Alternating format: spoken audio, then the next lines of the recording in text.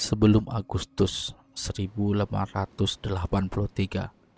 Krakatau hanyalah sebuah pulau vulkanik yang tenang di Selat Sunda antara Jawa dan Sumatera.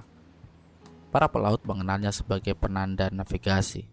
Para penduduk pesisir sebagai tetangga yang diam.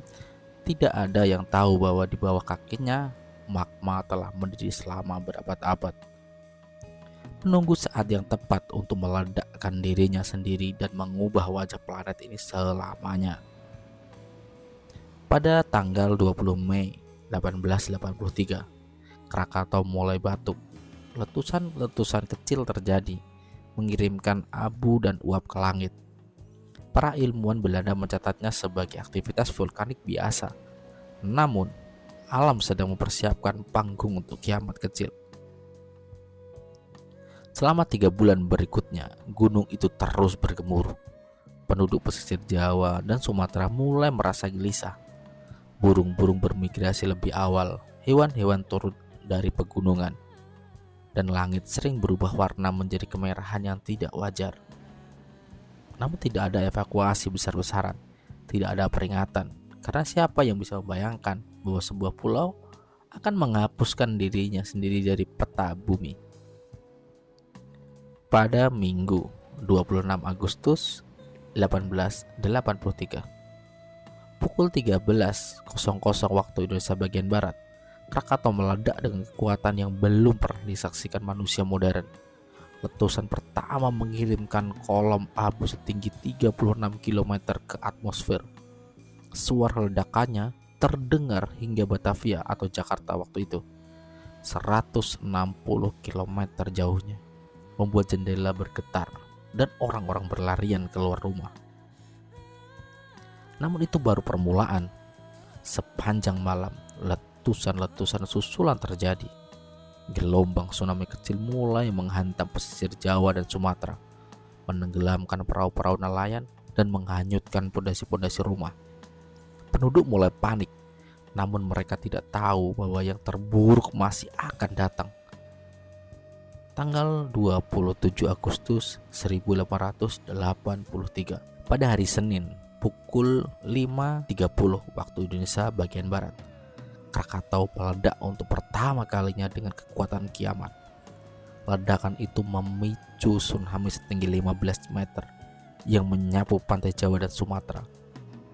Pukul 6.44 waktu Indonesia bagian Barat, ledakan kedua terjadi bahkan lebih dahsyat.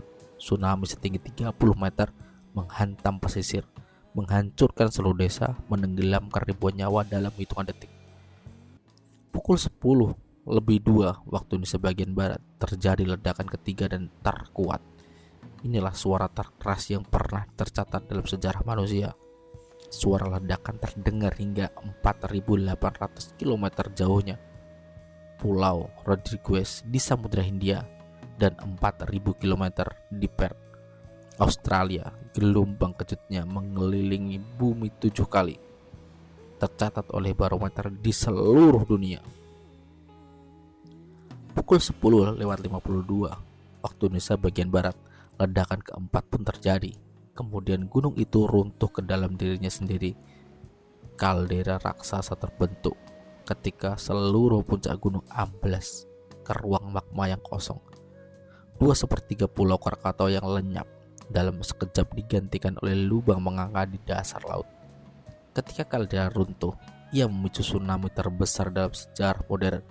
Gelombang raksasa setinggi 30 hingga 40 meter, setara gedung 10 lantai, meluncur dengan kecepatan 500 km per jam ke segala arah.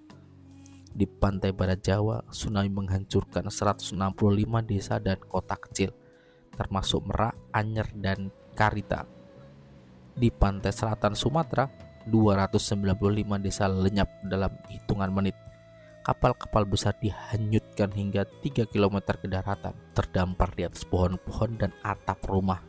Jumlah korban tewas mencapai 36.417 orang menurut catatan resmi Hindia Belanda. Namun para sejarawan modern memperkirakan angkanya sebesar 120.000 nyawa, termasuk mereka yang tewas akibat kelaparan dan penyakit pasca bencana.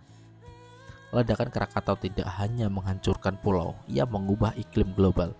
20 juta ton sulfur dioksida disemburkan ke stratosfer, membentuk lapisan aerosol yang memantulkan sinar matahari. Suhu global turun rata-rata hingga di 1,2 derajat Celcius selama 5 tahun berikutnya. Musim panas gagal di Eropa dan Amerika Utara, menyebabkan gagal panen dan kelaparan. Matahari terbenam berubah menjadi merah darah di seluruh dunia selama berbulan-bulan. Pelukis Edward Munch terinspirasi oleh langit merah ini ketika melukis The Scream pada tahun 1893. Dan yang paling aneh, bulan berubah warna menjadi biru. Partikel abu vulkanik dengan ukuran spesifik menyebarkan cahaya merah dan membiarkan cahaya biru melewati atmosfer. Bulan biru atau blue moon terlihat di seluruh dunia selama 2 tahun setelah letusan. Fenomena ini begitu langka sehingga ungkapan ketika dalam bulan biru lahir untuk menggambarkan sesuatu yang hampir tidak pernah terjadi. Krakatau mati, namun alam tidak pernah benar-benar menyerah. Pada tahun 1927, 44 tahun setelah kiamat, sebuah gunung baru mulai muncul dari kaldera yang tenggelam itu. Para nelayan menyebutnya anak Krakatau, anak dari induk yang telah menghancurkan dirinya sendiri. Hari ini, anak Krakatau tumbuh rata-rata 5 meter per tahun dan masih aktif. Pada Desember 2018, longsornya saja dari lerengnya memicu tsunami yang menewaskan 437 orang di pantai Jawa dan Sumatera. Pengingat bahwa ancaman Krakatau belum berakhir. Krakatau 1883 adalah letusan vulkanik terkuat dalam sejarah tercatat, dengan kekuatan 200 megaton TNT atau 13.000 kali lebih kuat dari bom nuklir Hiroshima. Namun apa yang paling mengerikan dari tragedi ini bukanlah ledakannya, bukan tsunami-nya, bukan juga bahkan 36.000 nyawa yang hilang. Yang paling mengerikan adalah kita telah melupakannya. Di sekolah-sekolah, anak-anak belajar tentang tsunami 2004, tentang gempa Haiti. Namun Krakatau 1883 jarang sekali disebut. Padahal ia adalah bencana alam terdahsyat abad ke-19 yang mengubah iklim global, menciptakan fenomena bulan biru, dan membuktikan bahwa sebuah gunung bisa menghapus dirinya sendiri dari peta bumi. Hari ini 140 juta orang tinggal dalam radius 100 km dari anak Krakatau.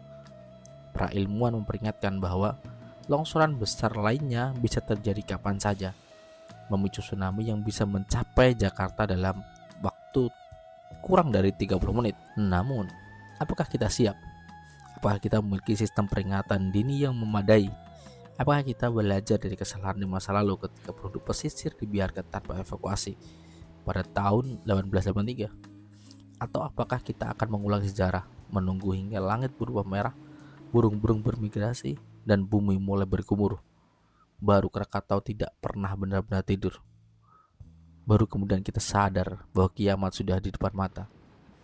Krakatau tidak pernah benar-benar tidur. Ia hanya menunggu. Dan pertanyaannya bukan apakah ia akan meletus lagi, tapi kapan dan apakah kita akan siap saat itu terjadi. Alkisah di sini, sampai jumpa.